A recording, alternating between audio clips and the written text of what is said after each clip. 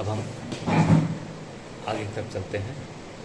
मदालसा का जो कि तो पहुँच गई महल में फिर से दोबारा, उसके आगे उनके पुत्र के बारे में हम जानेंगे। मदालसा द्वारा अपने पुत्र को आत्मज्ञान कराना। कुछ समय बाद राजा शत्रुजित का स्वर्गवास हो गया।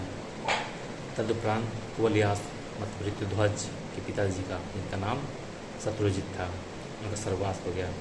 उसके बाद कुवलयास ऋतुध्वज सिंहासन रूढ़ हुए। मदालसा ने प्रथम पुत्र को जन्म दिया, जिसका नाम पिता ऋतुध्वज ने विक्रांत रखा। विक्रांत की उत्पत्ति से राजमहल के सभी कर्मचारी, सेवक और प्रजा जन खुशी मना रहे थे। पुत्र के पैर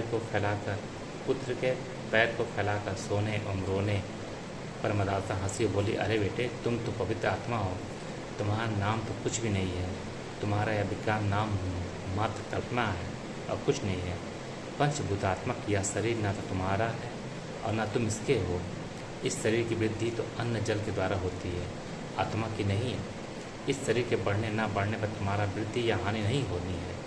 माँ, तुम तो शरीर के आवरण से ढके हुए हो, इसलिए इस देह के जीर्ण शीर्ण हो जाने पर इससे मोह मत करना।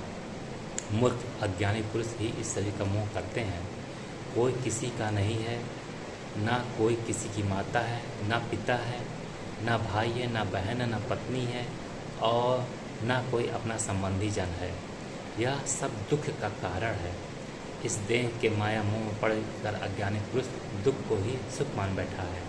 देखो ना, जिसके हंसने से हड्डियाँ दिखाई देती हैं, जिसके हंसने से हड्डियाँ दिखाई देती हैं, नैनों के कटार चितवन वसा की कलुषता है। वसा मतलब कि जो मांस होती है, कलुषता है। उसके उभरे हुए स्तन व कमर तथा कमर के पीछे का भाग मांसपेशियाँ, सिर्फ मांस हो, सब पूरी शरीर से मांस है। और इसका वह स्थान भी तो इसी का बना है। तो क्या इससे साक्षात नरक नहीं हुई? पृथ्वी का यान में स्थित शरीर एवं शरीर में अन्य पुरुष का निवास है।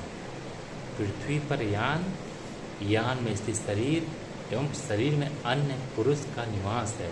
अर्थात यह देह पृथ्वी का ही सूक्ष्म अंश है। फिर भी मूर्ख मनुष्य जितना इस शरीर से प्रेम करता है, उतना पृथ्वी से नहीं। कैसी विडंबना है! इसलिए हे पुत्र, धर्म अधर्म, सत्य असत्य दोनों को त्याग दो, और इन दोनों को जिसके लिए त्यागते हो उसे भी त्याग दो। इस प्रकार माँ मदालसा पुत्र को प्रतिदिन आत्मज्ञान का बोध कराती थी। नित्य प्रति वृद्धि को प्राप्त करते हुए बालक ने पिता द्वारा बल एवं बुद्धि का तथा माता के सदुपदेशों द्वारा